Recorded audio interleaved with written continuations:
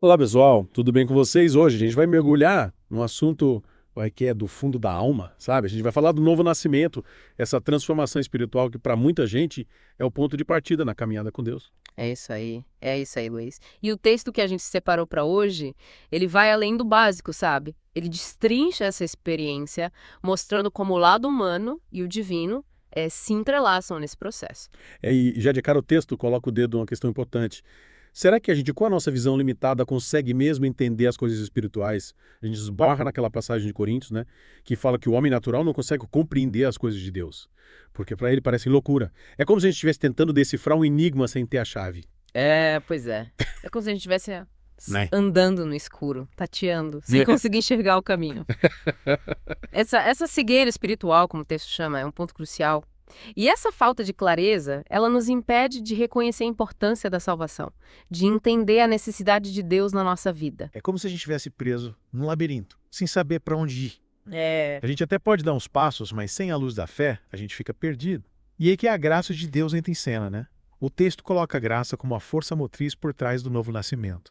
Lá em Efésios, a gente vê que Deus já tinha nos escolhido antes da fundação do mundo, né? Para sermos santos e irrepreensíveis diante dele. É a graça, a bondade dele que nos alcança primeiro. Exatamente. É como se a gente recebesse um presente inesperado, um presente que a gente não fez por merecer. E esse presente é a graça de Deus, que nos tira das trevas e nos coloca na sua maravilhosa luz. Mas e essa história de predestinação? Muita gente se pergunta: será que a gente já nasce com o destino traçado sem ter escolha? Como é que você vê isso? Ótima pergunta. O texto, ele nos leva a refletir sobre isso também. A predestinação não significa que a gente é um fantoche nas mãos de Deus, sem livre-arbítrio. A gente precisa entender que Deus nos chama, nos convida, mas a decisão final é nossa. É como se ele nos oferecesse um banquete farto. Mas a gente precisa escolher se sentar à mesa e desfrutar. Ali.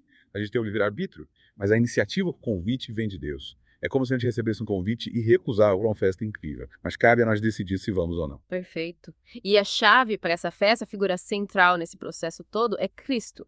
O texto de João que a gente está analisando coloca Jesus como aquele que acolhe o pecador de braços abertos, enquanto o pecador simplesmente recebe essa graça. E essa diferença entre aceitar e receber, que o texto destaca, é fundamental, né? É como se a gente reconhecesse que sozinhos a gente não tem como alcançar a salvação. A gente precisa se abrir, se entregar e receber esse presente que Deus nos oferece. É como se a gente estivesse com as mãos vazias, incapazes de produzir qualquer coisa que nos fizesse merecedores da salvação. Mas aí Deus, na sua infinita misericórdia, estende as mãos e nos oferece esse presente, essa graça. A gente só precisa abrir as mãos e acolher. E aí a gente esbarra na morte de Cristo, né?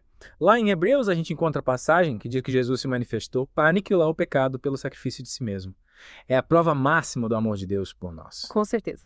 É a demonstração que Deus não apenas nos convida para a festa, mas também pagou o preço da nossa entrada. Ele removeu todos os obstáculos que nos impediam de estar com Ele. Ele preparou tudo e com amor nos convida para nós achegarmos a Ele. Que coisa linda, né? Mas e depois do novo nascimento? O que acontece? O texto fala sobre um processo de aperfeiçoamento que acontece no deserto. Que deserto é esse? O deserto é uma metáfora, Luiz. Ele representa aqueles momentos da vida cheios de desafios, de provações, de solidão. É como se a gente estivesse caminhando por um terreno árido, sem muitos recursos, e a gente precisa se fortalecer para seguir em frente. Mas esse deserto não é um lugar de castigo, né? É um lugar de aprendizado, de amadurecimento espiritual. É como se a gente estivesse sendo lapidado pelas mãos de Deus. Exatamente. É como se a gente estivesse numa escola, aprendendo lições valiosas que vão nos preparar para os desafios da vida.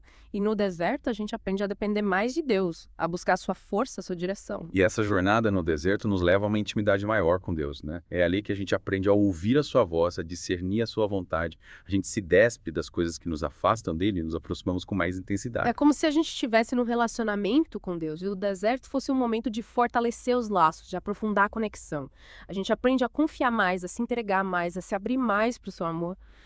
E sabe, Luiz, pensando nesse processo de amadurecimento no deserto, o texto nos leva a mergulhar na soberania de Deus, né? Ele nos faz entender que esse novo nascimento não depende da nossa vontade, da nossa força, mas da ação de Deus em nossas vidas. É verdade. O texto mostra que não importa a nossa origem, os nossos planos.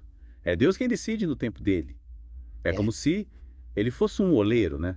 Moldando o barro com paciência e cuidado, transformando a gente em vasos novos. E essa confiança na soberania de Deus nos dá uma paz que o mundo não consegue explicar. A gente entende que não estamos sozinhos nessa jornada.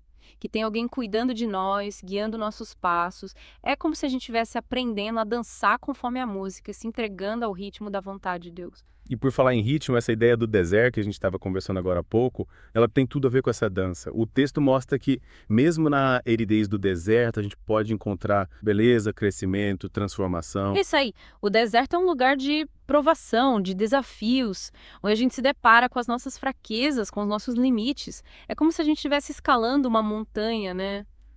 Enfrentando obstáculos, vencendo a gravidade para chegar lá no topo. Mas a escalada, por mais difícil que seja, nos fortalece. É ali no meio da dificuldade que a gente descobre a nossa força interior, nossa capacidade de superação. A gente aprende a depender mais de Deus, a buscar a sua força, a sua direção. É como se a gente estivesse aprendendo a nadar em mar aberto.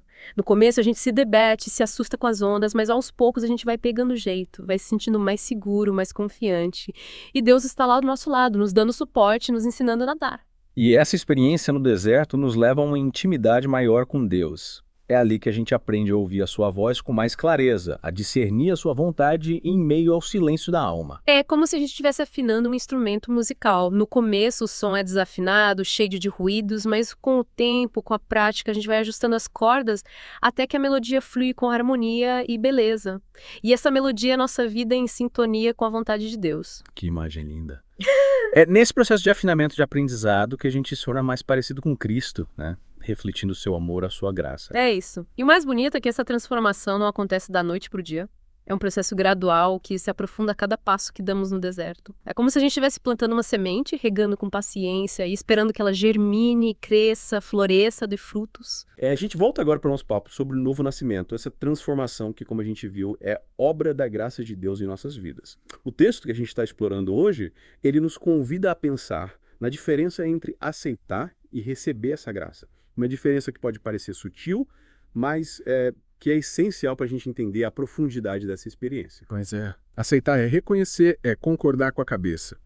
Mas receber é bem mais profundo, é abrir o coração, é se entregar, é deixar a graça de Deus nos envolver por completo. É como se a gente estivesse com as mãos fechadas, segurando firme em tudo aquilo que a gente acha que controla, né? Nossos planos, nossas vontades, nossos medos. Aí Deus chega com esse presente maravilhoso, a sua graça, e a gente precisa abrir as mãos, soltar tudo isso que a gente está agarrando para poder receber o que Ele nos oferece. É, como se a gente estivesse carregando uma mochila pesada, cheia de pedras.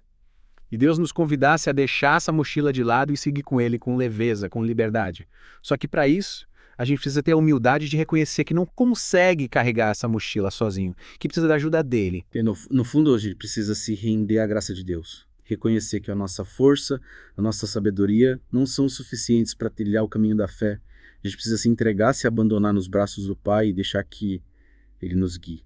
É como aprender a andar de bicicleta. No começo a gente tem medo de cair, quer se agarrar em tudo que vê pela frente, mas aí a gente entende que precisa soltar as mãos, confiar no equilíbrio e se entregar ao movimento. E quando a gente faz isso, a gente descobre a alegria de pedalar livremente, sentindo o vento no rosto. Que legal essa comparação.